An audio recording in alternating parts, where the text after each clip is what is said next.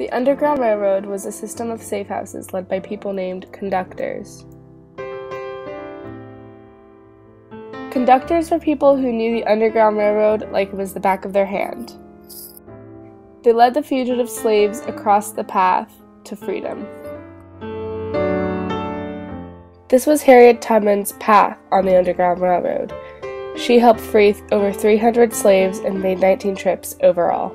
Slaves were ready for a long, quiet, cramped, treacherous journey that involved a lot of secrecy. Runaway slaves would have to walk miles barefoot until they got to a safe house. They used nature for their source of food. Yet once runaway slaves actually got to the safe house, they were cramped together. Usually safe houses were used for a sense of rest or hiding. When the Fugitive Slave Act of 1850 was passed, it made all Underground Railroad activity illegal. Any conductor that was found would be fined and brought to jail for 6 months. When the Civil War started in 1861, it only made escaping from slavery way more easier. The reason it was so much more easier to escape was because runaway slaves were now considered contraband of war.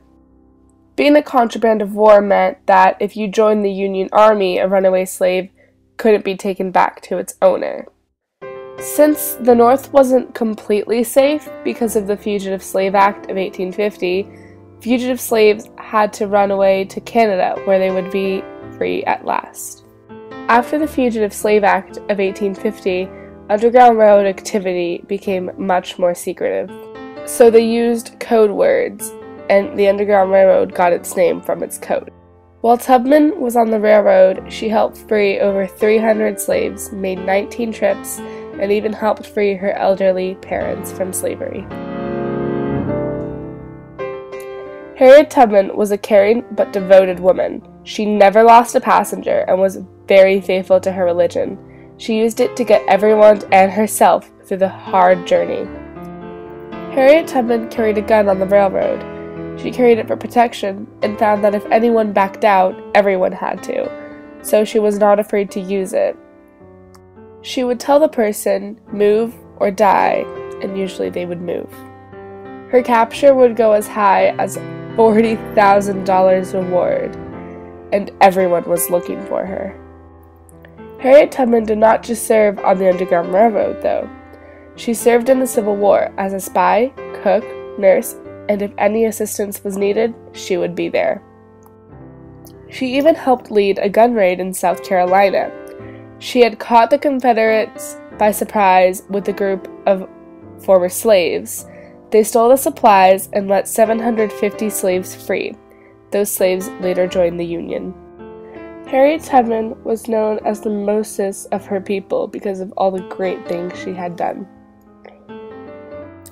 In September 1849, Harriet Tubman escaped from slavery.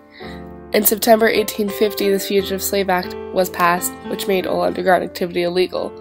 In September 1850, Harriet Tubman joined the Underground Railroad. In November 1860, Lincoln was elected.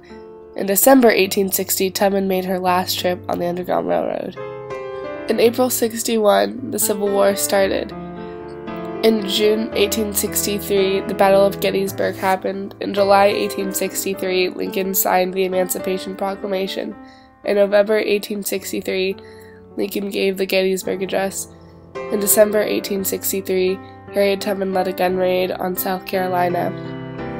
In November 1864, Lincoln was re-elected. In January 1865, the Confederacy fell. In January 1865, the 13th Amendment is passed, which abolished slavery. In April 1865, the Civil War ended, when Lee surrendered. In April 1865, Lincoln was assassinated.